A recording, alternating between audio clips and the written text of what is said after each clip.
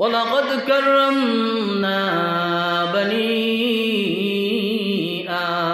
আদম। হে বনি আদম সন্তান,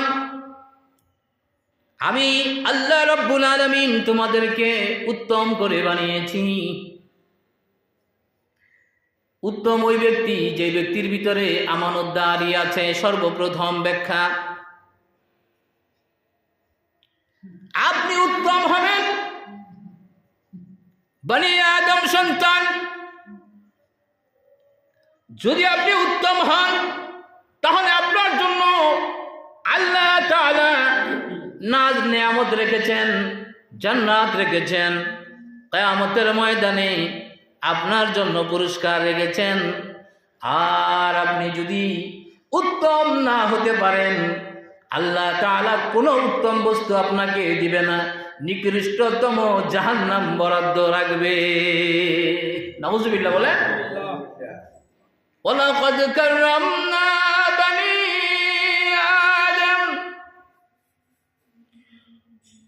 ওয়া হামালনাহুম ফিল বাররি ওয়াল বাহরি ওয়া রাযাকনাহুম মিনাত তাইয়্যিবাত। আপনি উত্তম যদি আপনার ভিতরে আমানতদারি থাকে, উত্তম হওয়ার জন্য কিছু পরীক্ষা দিতে হবে। আমি উত্তম শুধু মুখে বললে হবে না গো।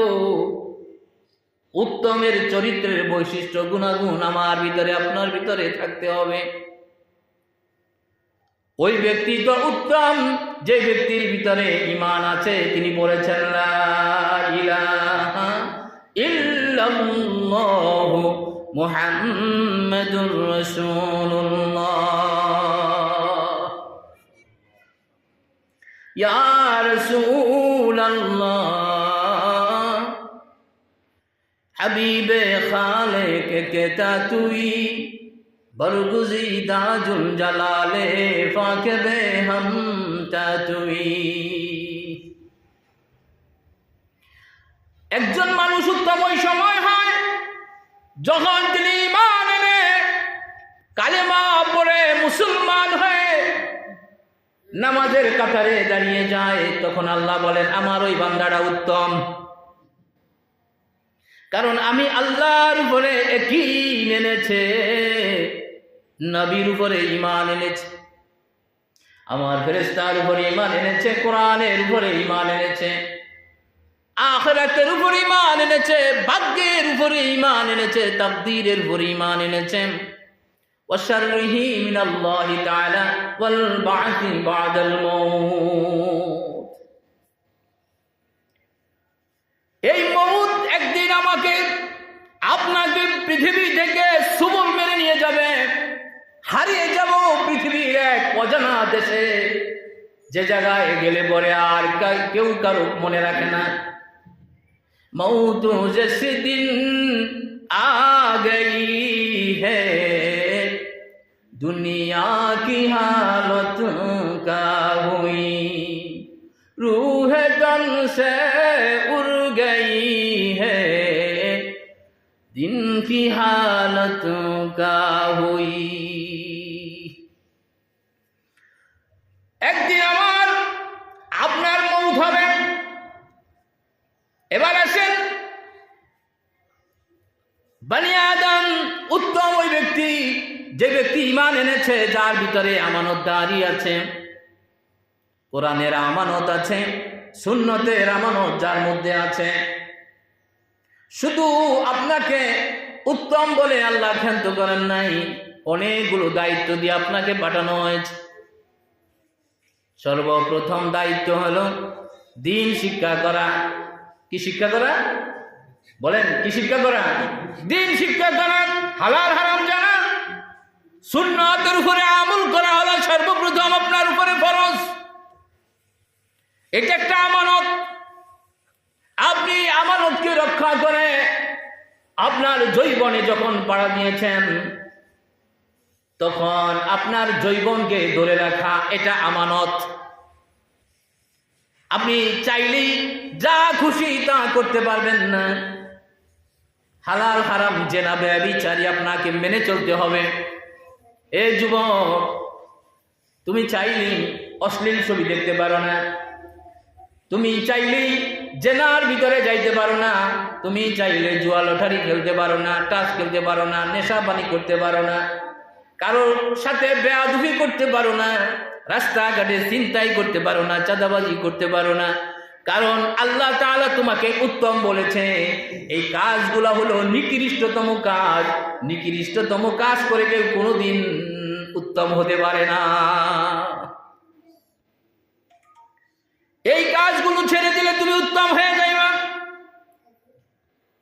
যৌবন যখন আমার একটা দাম বের হয়ে গেল, এরপরে আপনি যখন বিয়ে করলেন, তখন আপনার স্ত্রী আপনার কাছে আমানত। সর্বপ্রথম ঈমান আমানত ছিল, এরপরে কোরআন হাদিস আমানত, সুন্নাত আমানত ছিল। আমার যৌবন, লেখাপড়া, বিদ্যা বুদ্ধি, এগুলো হালাল হারাম ইসলামের শিক্ষা করা আমানত ছিল। এরপরে যৌবনকে হালাল কাজে ব্যয় করা, যৌবনের হিসাব, এটা আমার কাছে আমানত ছিল। এখন আমানতের আরেকটা দায়িত্ব বেড়ে গেছে। যখন আমার স্ত্রী বা আপনার স্ত্রী আসছে, তখন স্ত্রীকে পর্দার সাথে চালানো, হালাল রুজি খাওয়ানো, ইসলামের ভিতরে চালানো, এটা আপনার উপরে আমানত। স্ত্রীর পরে আপনার সন্তান আসবে, সন্তানকে ইসলামী শিক্ষায় গড়ে উঠানো আপনার জন্য আমানত। বাবা মা আপনার জন্য আমানত। বড়দেরকে সম্মান করা, ছোটদেরকে স্নেহ করা, আলেমদের তাজিম করা আমানত। এরপরে ওয়ালাকাদ কাররামনা বানি আদম, আপনি তো ওই সময় উত্তম হবেন যখন আপনি উত্তম ব্যক্তিকে সাপোর্ট করবেন। আপনার ভোট একটা আপনার জন্য আমানত। আপনার সংসার, আপনার বাড়ি, আপনার গ্রাম সমাজ আপনার জন্য আমানত। অকারেন্স করা যাবে না, দুর্ঘটনা ঘটানো যাবে না, খুনাখুনি করা যাবে না, মারামারি করা যাবে না, লুটতরা চাঁদাবাজি করা যাবে না। সমাজকে ভালো রাখতে হবে, এটা আপনার জন্য আমানত। রাষ্ট্রকে ভালো রাখতে হবে, এটা আপনার জন্য আমানত। উচ্চশিক্ষা শিক্ষিত হয়ে আপনি একটা চাকরির চেয়ারে বসেছেন, ওই চেয়ারের পবিত্রতা রক্ষা করা আপনার জন্য আমানত। পুলিশের পোশাক আপনি পরেছেন, এই পোশাক আমানত, রাষ্ট্রের আমানত, দেশের আমানত, দশের আমানত, নিরীহ জনগণের আমানত। এই পোশাক পরে আপনি দুর্নীতি করতে পারবেন না, আপনি হারাম উপার্জন করে সন্তানদেরকে খাওয়াইতে পারবেন না, কারণ এই পোশাক আল্লাহ তাআলা আপনাকে আমানত হিসাবে দিয়েছে। এজন্য আপনি বানি আদম, আপনি উত্তম। আপনি আপনার চাকরির চেয়ার, আপনি শিক্ষকতা করেছেন, স্কুলে, মাদ্রাসায়, কলেজ, ইউনিভার্সিটিতে ছেলে মেয়েদের জানমালকে হেফাজতে রাখা শিক্ষকের জন্য আমানত। বাবার জন্য সন্তানকে ভালো রাখা যেমন আমানত। স্কুল, কলেজ, ইউনিভার্সিটিতে, মাদ্রাসার ছেলে ছাত্র ছাত্রীদের জানমাল, ইজ্জত, সম্মান সব কিছু দেখে রাখা বাবা হিসাবে, একজন শিক্ষক হিসাবে আপনার উপরে আমানত। এরপরে আপনি যাকে ভোট দিবেন, আপনাকে তো ভোট দিতে হবে। রাষ্ট্রের একটা বড় চেয়ারে আপনাকে কাউকে না কাউকে নির্বাচিত করতে হবে। সেখানে তার চরিত্র দেখে তাকে ভোট দেওয়া আপনার জন্য আমানত। আপনি যাকে তাকে ইচ্ছা করলে নির্বাচনে ভোট দিতে পারেন না, যার তার কাছে টাকা খায়া আমানতকে বিক্রি করতে পারেন না। আল্লাহ তাআলা আপনার একটা দিমাগ দিয়েছে, দিমাগের চেয়ার আপনাকে বসিয়েছে। ওয়ালাকাদ কাররামনা বানি আদম, তামাম পৃথিবীতে যত মাখলুক আছে, সব মাখলুকের চেয়ে আল্লাহ বলেন আমি তোমাকে সম্মানিত করেছি। আমার সম্মানটা তুমি ধরে রাখবা, এটাই হলো ঈমান। এটাই হলো ঈমান। আপনি একটা বদমাশ, খারাপ চরিত্রের লোককে নির্বাচিত করতে পারেন না। আপনার ভোটের মাধ্যমে সে যদি নির্বাচিত হয়, নিরীহ গরিব মানুষের উপরে নির্যাতন করবে, ব্যাংকের টাকা লুণ্ঠন করবে, মানুষ হত্যা করবে, নিজের টর্চার সেল তৈরি করবে, জুলুম করবে, এই সব কিছুর হিসাব আপনার উপরেও আসবে। কারণ আপনি কেন জেনে শুনে একজন খারাপ মানুষকে নির্বাচিত করেছেন? এটাই হলো সবচেয়ে বড় আমানত। এই আমানতকে আজ আমরা ভুলে যাওয়ার কারণে, এই আমানতকে আমরা বিসর্জন দেওয়ার কারণে আমাদের উপর থেকে আল্লাহ সম্মান নিয়ে গেছেন, ইজ্জত নিয়ে গেছেন, রিজিক নিয়ে গেছেন। যত চিৎকার করে সুখ চাই, আমরা চতুর্দিকে তাকাইলে অশান্তি দেখি, সুখ দেখি না। কারণ ওই আমানত তো আমরা নষ্ট করেছি, এজন্য আল্লাহ তাআলা আমাদের উপরে গজব নাজিল করেছে। আপনি বলবেন, হুজুর আমরা তো ভোটই দিতে পারি নাই। তাহলে আমার ভোটটা কেউ না কেউ কেড়ে নিয়েছে। ওই ব্যক্তি আল্লাহর দরবারে আমানতের লঙ্ঘন করেছে। একজন খারাপ মানুষকে নির্বাচিত করার জন্য যদি কোনো প্রশাসন তার সাপোর্ট করে, ওই প্রশাসন তার আমানতদারি হারিয়ে ফেলেছে, এজন্য তাকেও পৃথিবীর জমিনে লাঞ্ছিত হতে হবে, আল্লাহর গজবের অপেক্ষায় তাকে থাকতে হবে।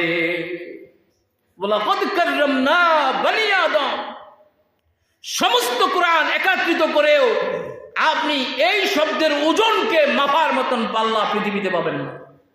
আপনি যে কত সম্মান করে আপনাকে আল্লাহ বানিয়েছে। আপনি আপনার নিজের ঈমানকে রক্ষা করে আমানতদারিত্ব পালন করবেন। কখনো অভাবের পিছনে পড়ে সুন্নতকে বিসর্জন দেওয়া যাবে না। অভাবের পিছনে পড়ে দুর্নীতি করা যাবে না। পেরেশানি যতই আসুক না কেন, সন্তানকে আদর্শবান বাবা হিসাবে দাঁড় করিয়ে দিতে হবে। সন্তানের সামনে এটাই বুঝাইতে হবে, পৃথিবীর সবচেয়ে আমার বাবার আদর্শ অনেক ভালো, আমার বাবার চরিত্র ভালো, আমার বাবা একজন দিনদার। এই সাক্ষী যতক্ষণ না পর্যন্ত আপন সন্তান দিবে না, ইয়াউমা ইয়াফিরুল মারউ মিন আখি ওয়া উম্মিহি ওয়া আবি ওয়া সাহিবাতিহি ওয়া বানি লিকুল্লি ইমরিইম মিনহুম ইয়াউমা ইযিন শানানুন ইউগনি। আমি আমানত, আমি ভালো মানুষ, এটা মুখে বললে হবে না। আমার সন্তানরা বলতে হবে, আমার স্ত্রী বলতে হবে, আমার ভাই বোন বলতে হবে, আমার বাবা মা বলতে হবে, আমার উস্তাদ বলতে হবে, আমার চাকরির চেয়ারের অধীনস্থ সবাই বলতে হবে। আমি ড্রাইভারি করি, আমি কেমন চরিত্রের মানুষ, আমার হেল্পার বলতে হবে, আমার কন্ট্রাক্টর আমাকে সাপোর্ট করতে হবে। সাক্ষ্য ছাড়া যেমন দুনিয়াতে কোনো কথা চলে না, কিয়ামতের ময়দানেও আল্লাহর সামনে সাক্ষী ছাড়া কোনো কথা চলবে না। এই মানুষগুলো যদি সাক্ষ্য দেয়, আল্লাহ তাআলা বলবেন, হ্যাঁ তুমি বানি আদম, তুমি উত্তম। আমি আল্লাহ তাআলা উত্তমের জন্য কি রেখেছি তার সামনের আয়াতে আছে।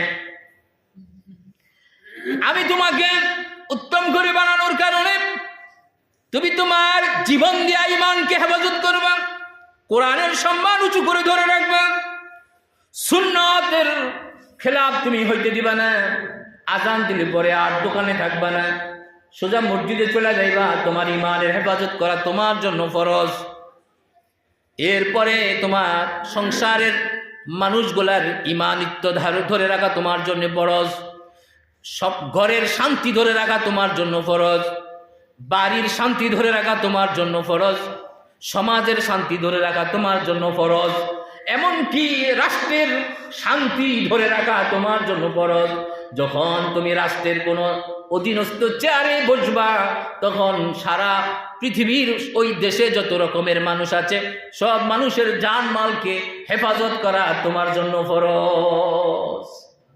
এজন্য তুমি কাররামনা বানি আদম, তুমি উত্তম। উত্তম এটা সব জায়গায় পরিচয় দিতে হবে, এক কথায় শেষ। আপনার চরিত্র ভালো, আপনার ঈমান ভালো, এটা সব জায়গায় আপনাকে পরিচয় দিতে হবে। এরপরে আল্লাহ তাআলা বলেন, ওয়া হামালনাহুম ফিল বাররি ওয়াল বাহর, জলে এবং স্থলে তোমাকে ভ্রমণ করার জন্য আমি আল্লাহ তাআলা যানবাহনের ব্যবস্থা করেছি। ওয়া রাযাকনাহুম মিনাত তাইয়্যিবাত, আমি তোমাকে পবিত্রতম রিজিকের ব্যবস্থা করে রেখেছি। চিন্তা করো না, তোমার জন্য পৃথিবীতে আমি আল্লাহ রিজিক ছড়ায়া ছিটাইয়া রাখছি। যেই চাকরিতে দেখা যায় তুমি ভালো করতে পারবা না, চাকরিটা ছেড়ে দাও। যেই এলাকায় তোমার সম্মান থাকবে না, এলাকাটা ছেড়ে দাও। যেই জায়গায় তোমার সম্মান থাকবে না, দুশ্মনের আনাগোনা শুরু হয়ে গেছে, তুমি তা ছেড়ে দাও। তুমি তোমার পথকে ভিন্নভাবে ধরার চেষ্টা করো, আল্লাহ তাআলা তোমার সাহায্যকারী হয়ে যাবে। একটা ধরে জীবন নষ্ট করার কোনো মানি নাই, কোনো দরকার নাই। এক জায়গায় পড়ে থাইকা নিজেকে শেষ করে দেওয়ার কোনো অর্থ নাই। পৃথিবীটা ছোট নয়, অনেক বড় পৃথিবী। এবার তুমি আল্লাহর নাম নিয়ে অন্য কোনো রাস্তায় বের হয়ে পড়ো, আল্লাহ তাআলা তোমার সাহায্যকারী হয়ে যাবে। আমরা অনেকে একটাই ধরে রাখি, ধরে রাখা এটার মধ্যেই একেবারে পারাবারি করে মরতে থাকি। এটা মনে হয় এটা ছাড়া আর কিছু নাই। পরিবর্তন করতে হবে, এটা না হোক আরেকটা ধরতে হবে, এই জায়গায় না হোক আরেক জায়গায় যেতে হবে, এই ব্যবস্থা না হোক আরেক ব্যবস্থা নিতে হবে। অর্থাৎ মস্তিষ্ক খাটায়া তোমাকে পরিবর্তন করতে হবে। ঋতুর যেমন পরিবর্তন, তোমার ইনকামের সোর্সও পরিবর্তন করো। দেখো আল্লাহ কোনটার মধ্যে বরকত দেয়। হয়তোবা যেটা শুরু করছে এটার মধ্যে কোনো ভুল হতে পারে, আছে কোনো ভুল আছে, তওবা করে এটা চেঞ্জ করো, পরিবর্তন করো। দেখেন বহু ব্যবসা যারা করে তাদের লোকসান হয় না, একটা হইলে আরেকটা বসে যায়, কারণ তাদের অর্থ আছে, তারা অনেক জায়গায় ইনভেস্ট করে বসে আছে। এজন্য তার টাকা বিলিয়ন বিলিয়ন প্রতিদিন বাড়তেছে, ব্যাংকে টাকা জমা হতেছে। আর আমরা গরিব মানুষ, ছোট্ট একটা পুঁজি একটা ধরছি, এখন এটা আমাকে শুট করছে না, আমার ভাগ্য কিসমত এটার মধ্যেও হচ্ছে না, কারণ এটা রাইখা আরেকটা পরিবর্তন করব এই সাহস আমাদের কম। কিন্তু সাহস করে আপনি বের হয়ে পড়েন, এই আবর্জনা, এই আবদ্ধতাকে আপনি ছিঁড়ে ফেলেন, আরেক জায়গায় যান, বিসমিল্লাহ বলে শুরু করেন, হয়তো সেখানে আল্লাহর কোনো সাহায্যকারী আপনার চলে আসতে পারে। এক জায়গায় এক অবস্থাতে না বসে থাকা বা একটা চাকরি ধরে সারাদিন মালিকের বকা শোনার কোনো প্রয়োজন নাই। অনেক মানুষ আছে কষ্ট করে একটা দৈরা থেকে, আছে না? আল্লাহ তাআলা বলেন ওয়ারাযাকনাহুম মিনাত তাইয়্যিবাত, আমার জন্য উত্তম রিজিক রেখেছেন, কারণ আমাকে আল্লাহ তাআলা প্রথমে উত্তম বলেছেন, উত্তম ঈমান আমাকে দিয়েছেন, উত্তম নবীর উম্মত আমাকে বানিয়েছেন, আমাকে উত্তম আমানতদার হিসাবে বানিয়েছেন। আমি যখন আল্লাহ তাআলার এই কথাগুলো মানব, তখন আমার রিজিক আমার পিছনে দৌড়াবে, রিজিকের পিছনে আমাকে দৌড়াইতে হবে না। যদি বোঝা যায় রিজিক নাই, তাহলে বুঝতে হবে আমার ঈমানকে আবার দৌড়ায় আনতে হবে, তওবা করে আবার ঈমান আনতে হবে। ওয়া আমিনু বিল্লাহি ওয়া রাসূলি, আল্লাহ এবং আল্লাহ রসুলের পরে আবার নতুন করে ঈমান আনতে হবে, তওবা করতে হবে আমাকে। আমার আমানতদারি আমি করতে পারি নাই, এজন্য আমার ভুল হয়ে গেছে। আমার বোন বড় হয়ে গেছে, তার খবর রাখি নাই।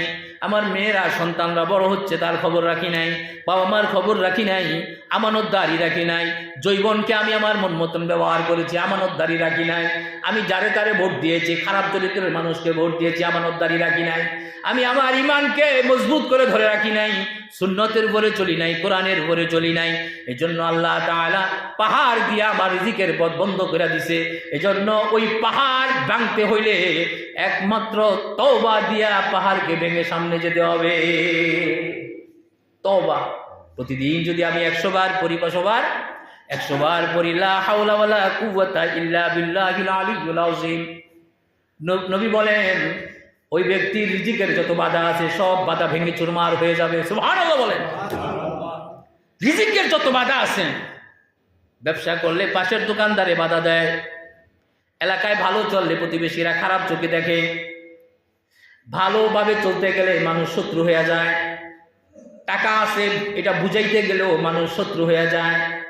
সব জায়গার প্রতিবন্ধকতা দূর হয়ে যাবে প্রতিদিন যদি আপনি তসবিহ হাতে নিয়ে নামাজের পরে লা হাওলা ওয়ালা কুওয়াতা ইল্লা বিল্লাহিল আলিয়্যিল আযীম, আল্লাহর আজমতের কথা এখানে বলা আছে, আল্লাহর গুণগান এখানে বলা আছে।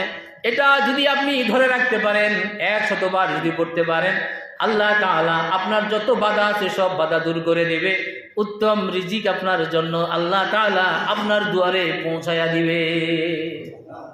हम तो मायल बेकरम है, कोई सायल ही नहीं, राह दिखलाए हम किसी राहर वे मंजिल ही नहीं।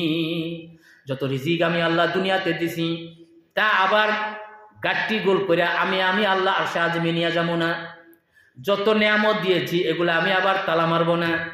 যত কিছু বানিয়েছি সব তোমার জন্য বানিয়ে আদম তুমি উত্তম। ওয়ালাকাদ কাররামনা বানি আদম, তোমার জন্য পাঠাইছি, কিন্তু তোমার কিসমত খারাপ। তোমার এই আমানতদারি না থাকার কারণে আমি আল্লাহ এগুলো মাটির সাথে মিশাইয়া দিতেছি, তুমি পাও না। এগুলো আল্লাহ যা বানাইছে পৃথিবীতে, আল্লাহর কোনো আত্মীয় স্বজন আছে? আল্লাহর কোনো কারো দেওয়ার জন্য চিন্তা ভাবনা আছে? দলীয় কেউ আছে আল্লাহ পাকের মনোনীত আছে যে আল্লাহ নিজের আত্মীয় স্বজনের বেশি দিয়ে আমাকে কম দিতে আছে? আল্লাহ তো আমাদের জন্য বানাইছে। আমাদের তো কিসমত খারাপ, আমাদের আমানত দায়িত্ব নাই, ইমান নাই, যার কারণে এগুলো মাটির সঙ্গে আল্লাহ মিশিয়ে দিতেছে, আমরা বঞ্চিত হয়ে যেতেছি।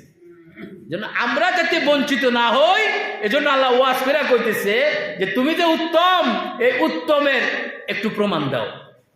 উত্তমের প্রমাণ যদি তুমি দিতে পারো, শুধু বেশি না, তোমার অধীনস্থ চাকরি যারা করে, তোমার ঘরের মানুষ যারা, স্ত্রী বাল বাচ্চা যারা, তোমার উস্তাদ গুরুজন মহল্লাবাসী যারা, শুধু একটু বললে হবে লোকটা ভালো, তাহলে আমি আল্লাহ তাআলা তোমাকেও সার্টিফিকেট দিব, জান্নাতের সার্টিফিকেট, তুমি উত্তম। সুবহানাল্লাহ। এরপরে আল্লাহ তাআলা বলেন ইয়াউমা নাদউ কুল্লু উনাসিম বিইমামিহিম। আপনি ঘরের মানুষের আপনি ইমাম, আমি মসজিদের ইমাম, মেম্বার এলাকার অন্য লাইনের ইমাম, থানার ওসি থানার ইমাম, এসপি জেলার ইমাম, মন্ত্রী এমপি, এইভাবে এক একজন এক এক জায়গার ইমাম। আল্লাহ তাআলা বলেন আমি এই ইমামদেরকে তোমাদের সামনে কিয়ামতের ময়দানে আমলনামা দেব। কি দেব? আমলনামা দেব। দায়িত্বশীল যারা, তাদেরকে আমি সমস্ত হাসরবাসীর সামনে তাদের আমলনামা ধরাইয়া দেব। এটা আল্লাহ তাআলা বলতেছেন ইয়াউমা নাদউ কুল্লা উনাসিম বিইমামিহিম ফামান উতিয়া কিতাবাহু।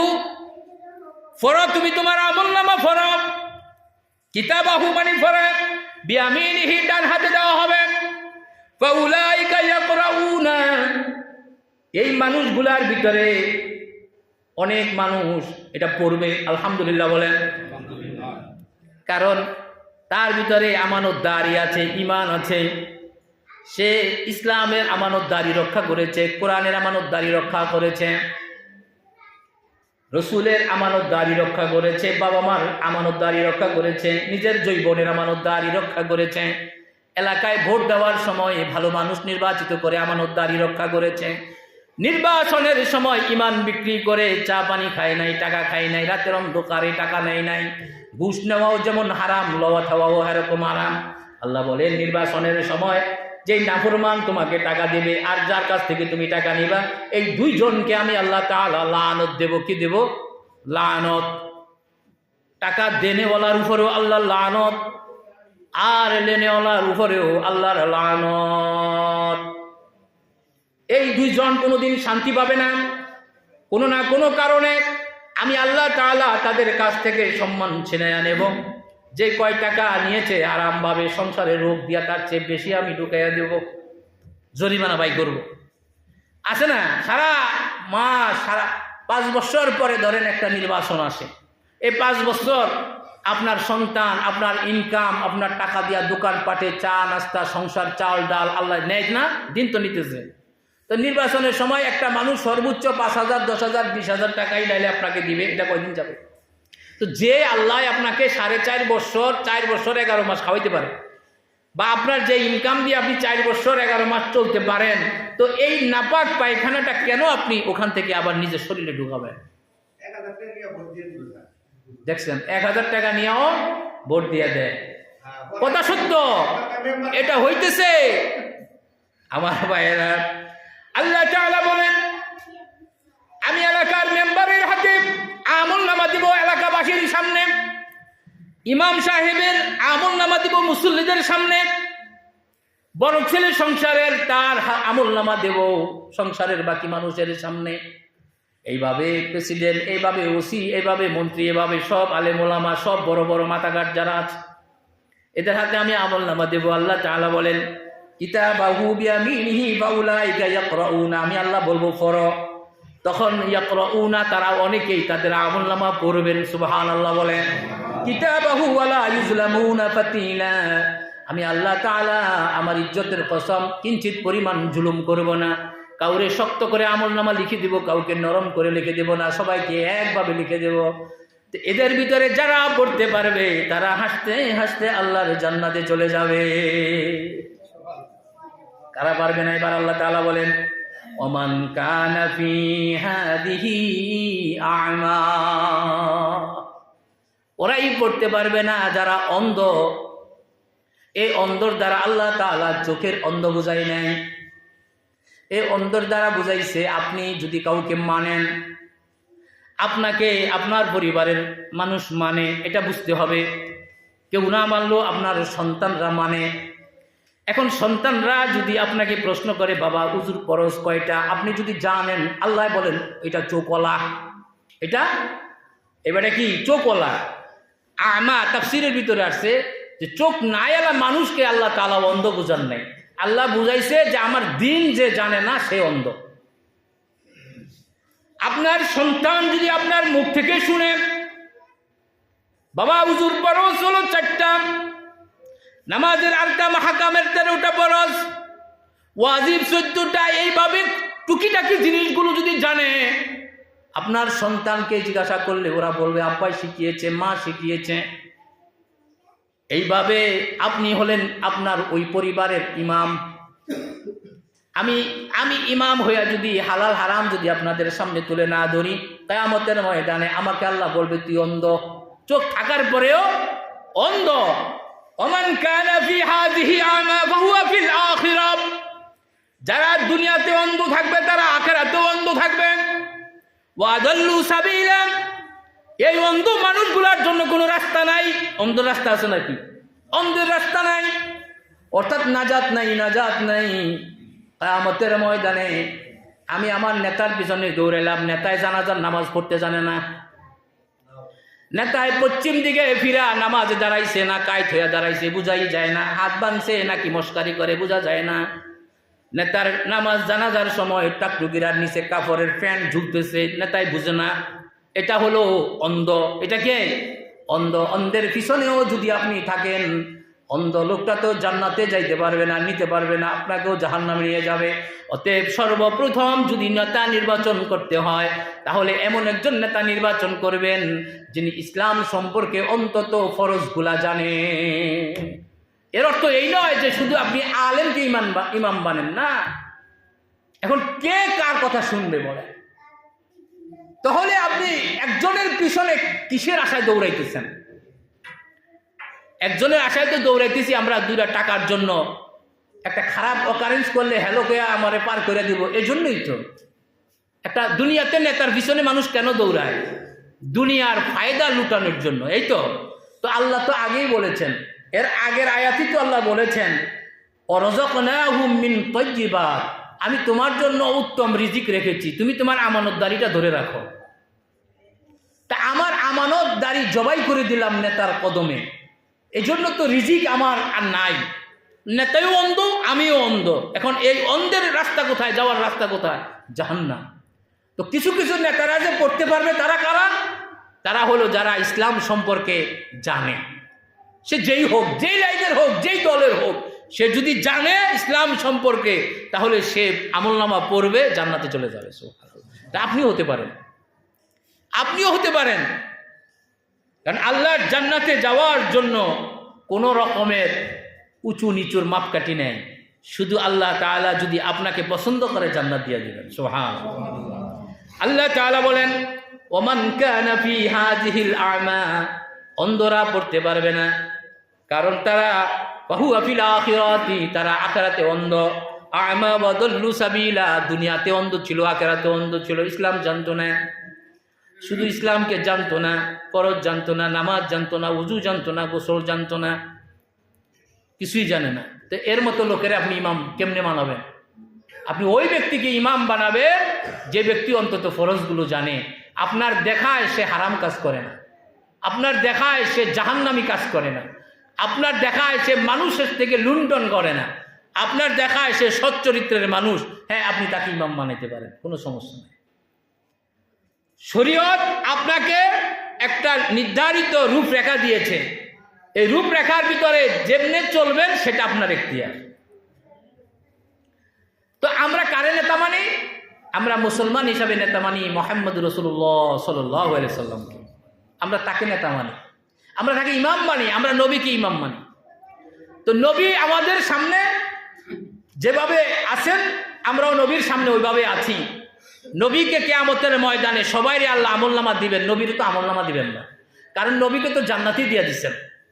সাইয়্যিদা শাবাবি আহলিল জান্নাহ, নবী তার দুইজন নাতিকে জান্নাতের সর্দার বানাইয়া দিয়েছেন। নবীর তো জান্নাতের প্রয়োজন নাই, মাকামে মাহমুদ তো নবীর হাতের তালুতে। সুবহানাল্লাহ বলেন। এই নবীর পাওয়ার কেমন দেখেন।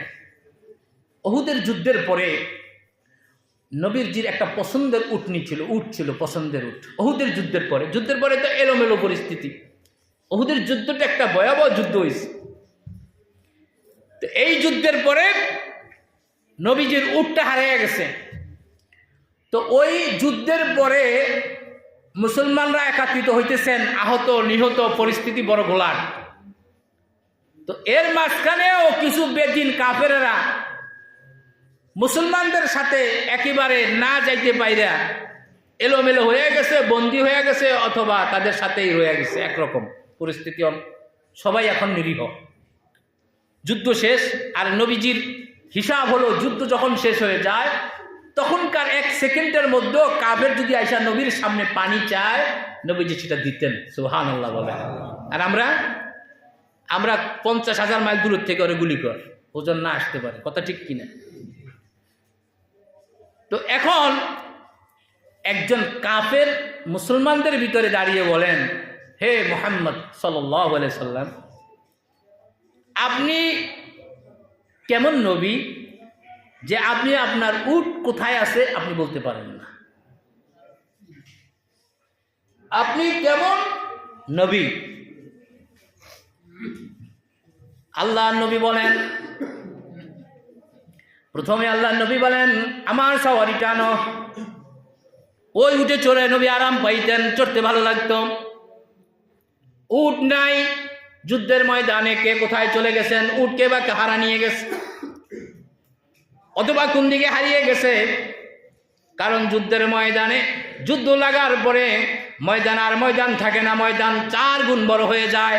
এই যুদ্ধ ছড়িয়ে পড়ে তামাম বহুদূর পর্যন্ত।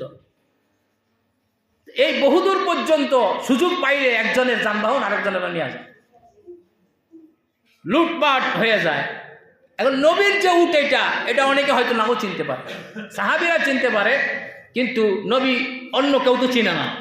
নবী বলেন, আমার উটটা নিয়ে আসো।